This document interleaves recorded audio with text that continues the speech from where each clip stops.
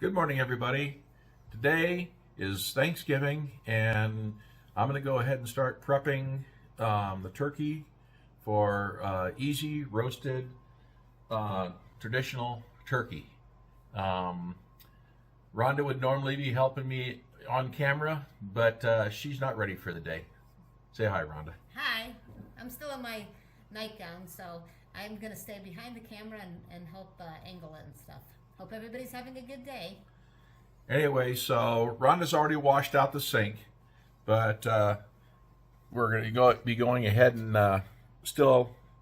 Here she is angling the camera. Okay, Rhonda's already washed out the sink and sterilized it, but we always still use another barrier, and then we usually use the bag of with the turkeys in too. So nothing to do but to get with it, I guess. The turkey we're doing today. Let me see what size this is here. It says 13 pounds, 0.34. So not a huge bird. I can see next All right, that's fine. All right, now moving the turkey over here. Okay.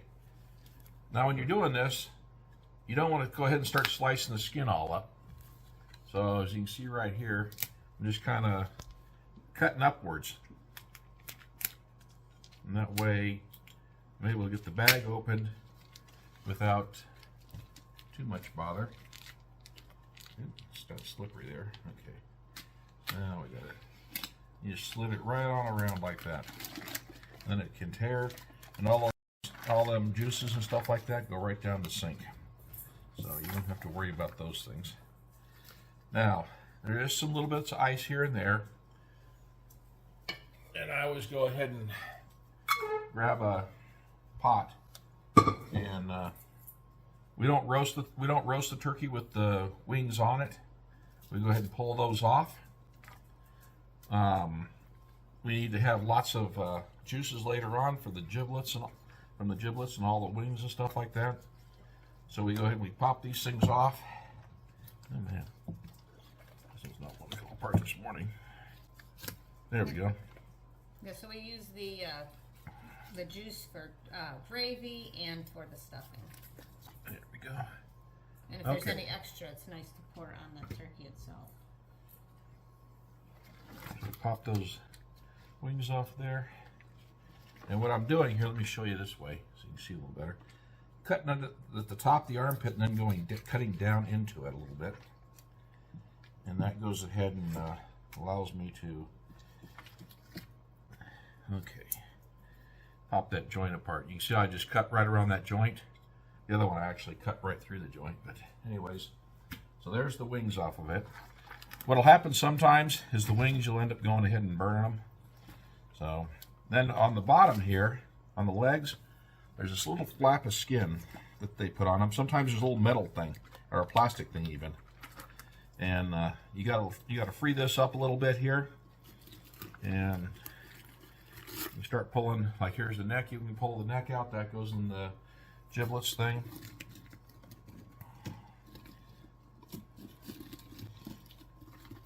This turkey, we put it in on Saturday, and this turkey's still not all the way thawed. They're still, I'm feeling it right now, a lot of them. So traditionally, there's still some chunks of ice in it.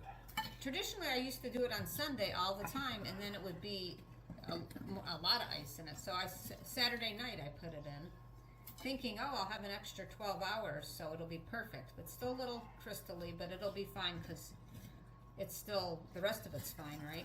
It's just a little bit of ice in the inside. Yeah, the breast is all thawed, but insides are a little bit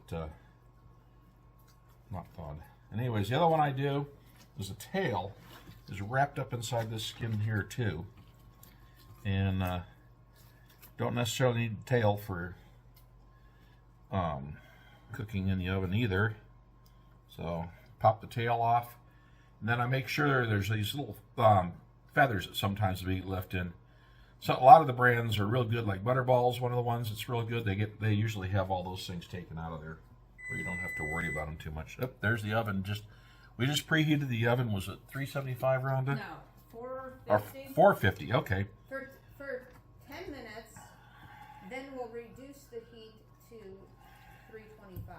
Okay, I don't know if you guys heard Rhonda, but anyways, 450 for 10 minutes. And what that does is it actually goes ahead and it kind of dries. It's really hot, so it can dry out the skin, and that holds all the moistures in. Some people use other different ways of holding moisture in. We like the turkey to be browned when it comes out, and so we just go ahead and sear the thing. Okay, that looks good.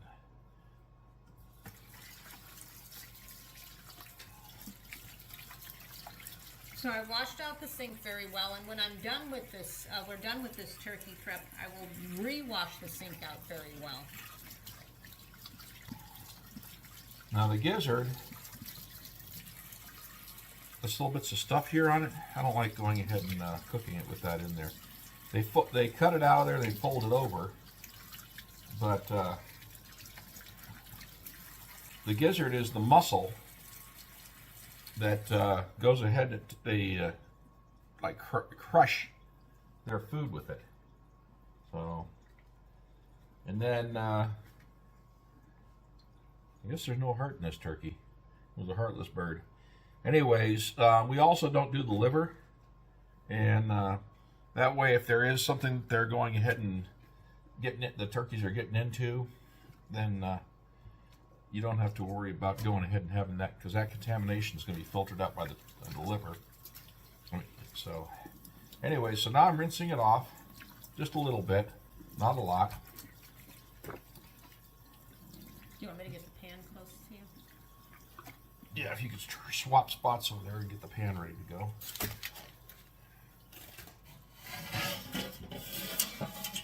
Okay, now, so got the thing out of the sink. I tucked the flap of skin here back over the top of the legs to hold the legs down a little bit. You'll kind of holds it to where it makes it more compact. And then I also, remember I was talking about those feathers. I go through and I make sure, like right there's one of those things. There's that thing right there.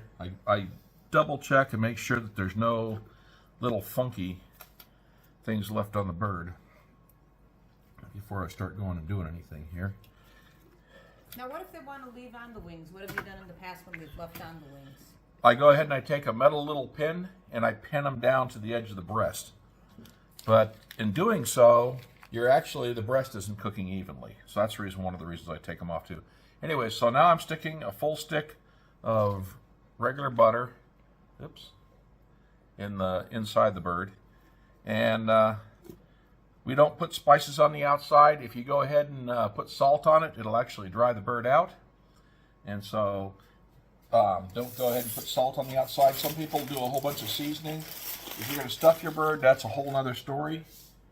Now, one of the things we did is when you're going ahead getting ready to work on the turkey, is you make sure you have all of your stuff where you could easily grab your garbage can, because our garbage can's a little cubby hole thing, and throw everything away where you don't have to worry about hauling and dripping juices across the kitchen floor. So then make sure before you do anything, after you've touched the bird, make sure you wash your hands. And as I said before, I will go ahead and wash all this down before we prepare anything else, including breakfast. So we'll pop this in the oven. and it'll be the 450 for 10 minutes, and then we'll reduce the heat. Oh, make sure you move your racks down too. So you want the turkey kind of centered in your oven where it gets even heat all the way around. But it's now preheated at 450. Heard the beeper go off a little while ago. Some people will go ahead and put some moisture in the bottom of the thing.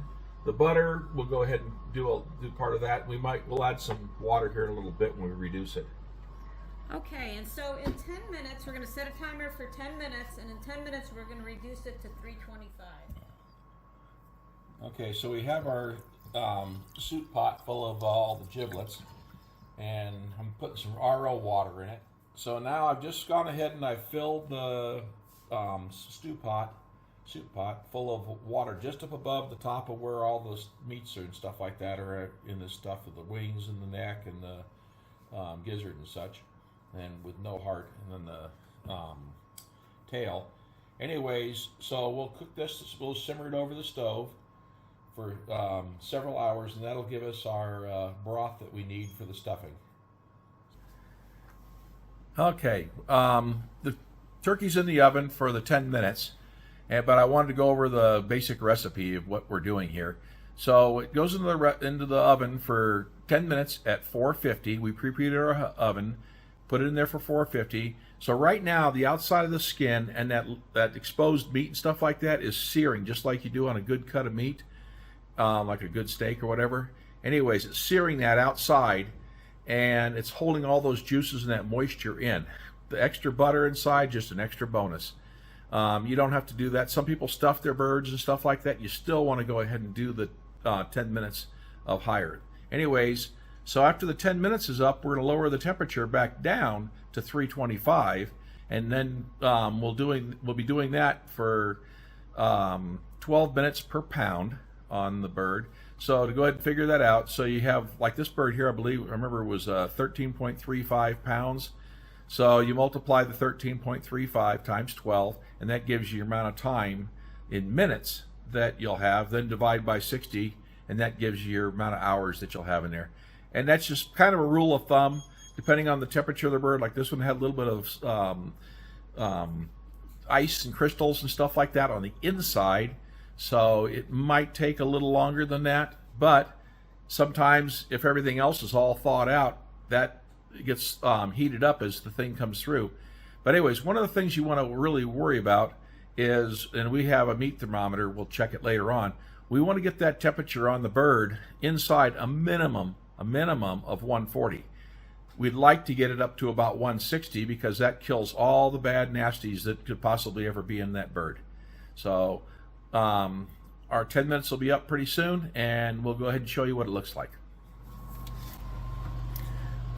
Okay, our 10 minutes is up, and as you can see, not a whole lot looks much difference, except for, if you can notice, it's not all shining like it was before. It's kind of a dull kind of a color, and there is a little bit of the skin starting to sizzle in there. So that's what it looks like after the 10 minutes. So we're going to lower the temperature now to that 325. Okay, so I've lowered that temperature down to 325, and now I'm going to go ahead and add 1 cup of water. And what the water is going to kind of do is it's going to steam the oven up, and then when the juices get in there, it gives us a little more material for the jour. All right, let's see what we got here.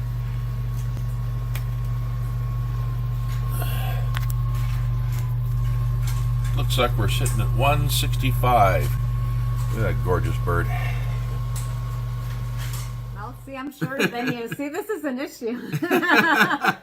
All right, so Rhonda's finally, it's noon hour, and we're about ready to eat here.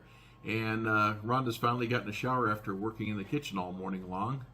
And we're about ready to carve the turkey. So we'll show you how that works.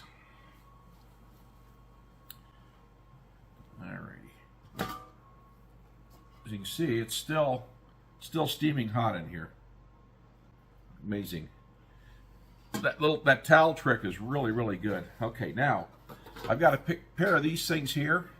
We call them bear claws. I'm not really sure what they're called. But anyways, when you're picking up stuff, you can use other different things, but the bear claws work very, very well.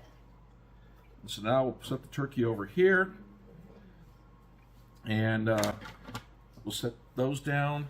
I don't know if you can see the breast meat right now, but anyways, so when you start carving the breast meat, you want to go down towards the breast like this, and there's a bone right across through here. You want to have your knife in line with that bone. And then you start going ahead making cuts down like this. Oh man, it smells good. And House smells wonderful. And I make the cuts about probably a little over a ½ inch thick. And so I'm only going to have like you saw how many cuts I made. What is it, 4 of them, whatever now, to go across that entire breast.